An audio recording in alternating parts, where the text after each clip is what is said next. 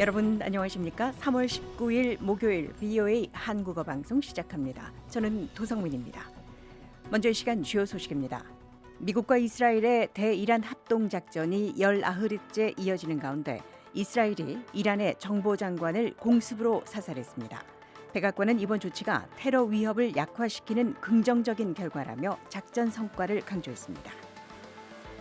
중동발 에너지 위기에 국제 유가와 금융시장이 혼조세를 보이고 있습니다. 미국은 동맹국들과 협력해 호르무즈 해협의 안전 확보와 에너지 수송 정상화를 추진하고 있습니다. 여러분께서는 지금 VOA 한국어 방송을 함께하고 계십니다.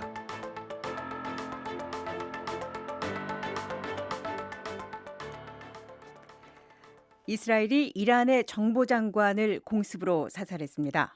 백악관은 이번 조치가 테러 위협을 약화시키는 긍정적인 결과라며 작전 성과를 강조했습니다.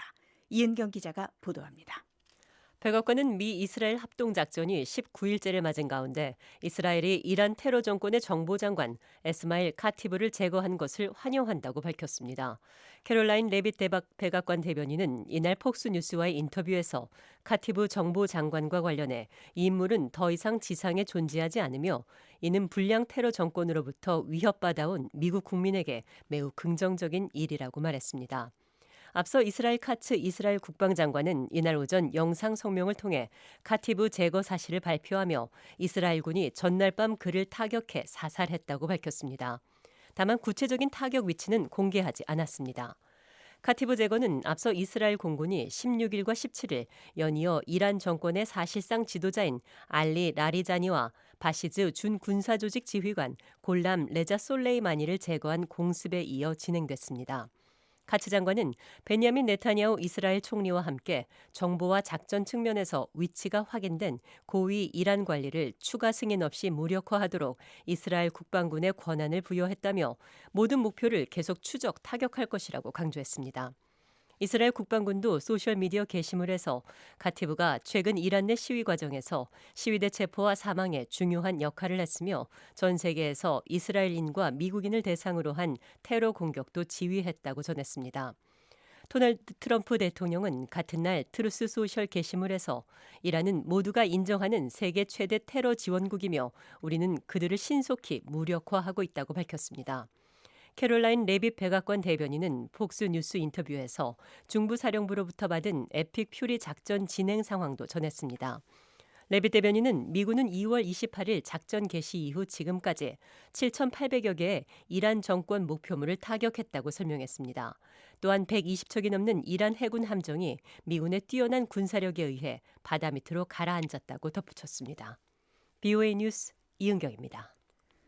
국제 원유 가격과 금융시장이 혼조세를 보이고 있는 가운데 도널드 트럼프 대통령은 미국과 이스라엘의 합동 군사작전이 진행 중인 상황에서 동맹국들의 호르무즈 해협 확보 지원을 요청하고 있다고 재차 강조했습니다.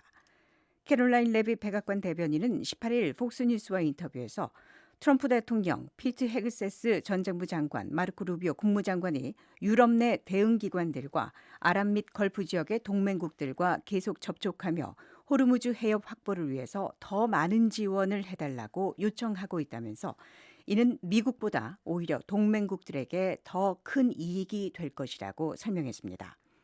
같은 날 트럼프 대통령은 트루스 소셜 게시물에서 남아있는 이란 테러 국가를 정리하고 이를 이용하는 국가들이 스스로 이른바 해협에 책임지도록 한다면 지금까지 반응이 느렸던 우리의 일부 동맹국들도 신속히 움직일 것이라고 밝혔습니다.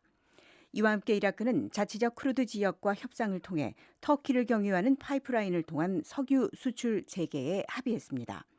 한편 미국 서부 텍사스산 원유 4월분 선물 가격은 배럴당 약 95달러 선으로 1% 하락했고 국제 기준유인 브렌트유는 배럴당 104달러 선에서 소폭 상승했습니다. 글로벌 금융시장은 혼조세를 보이며 분쟁 19일째에 접어들면서 다소 안정되는 조짐입니다. 저희 방송은 인터넷으로 언제든지 청취하실 수 있습니다. 저희 방송을 다시 듣기 원하시는 분은 인터넷 웹사이트 주소 www.voakorea.com으로 접속하시면 됩니다. 여러분의 많은 애청 부탁드립니다. 다음 소식입니다. 미군 당국은 북한이 공개한 신형 대륙간 탄도미사일 ICBM이 다탄두 탑재를 통해서 미국의 미사일 방어를 회피할 가능성이 있다고 평가했습니다. 또 북한이 잇따른 시험을 통해 미국에 대한 핵 위협 능력을 강화해 왔다고 분석했습니다. 장양희 기자입니다. 그레고리 기오 미국 북부사령부 겸 북미항공우주방위사령부 사령관은 북한의 신형 대륙간 탄도미사일 ICBM 화성 22 크기로 볼 때 미국 전역 어디든 핵탄두를 투발할 수 있을 것으로 보인다고 밝혔습니다.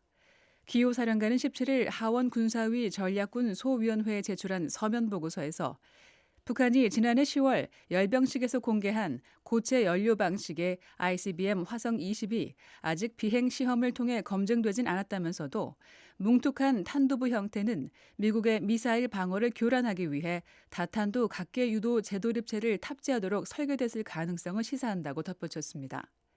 또 북한이 2022년부터 2024년 사이 12차례 이상의 ICBM 비행 시험을 실시했다고 지적하며 이 시험들이 북한 기술자들에게 미사일 설계를 정교화하고 미국에 대해 신뢰할 수 있는 위협을 가할 수 있는 능력을 발전시킬 충분한 기회를 제공했다고 평가했습니다.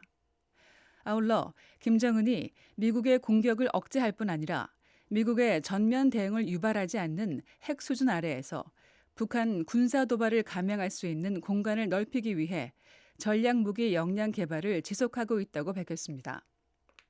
한편 기오 사령관은 이번 서면 보고서에서 중국은 핵탄두를 600기 이상으로 빠르게 늘리고 있고 러시아는 현재 미국 본토에 가장 큰 위협을 가할 능력을 갖춘 나라이며 이란은 미국의 군사작전으로 군사력이 심각하게 약화됐다고 평가했습니다.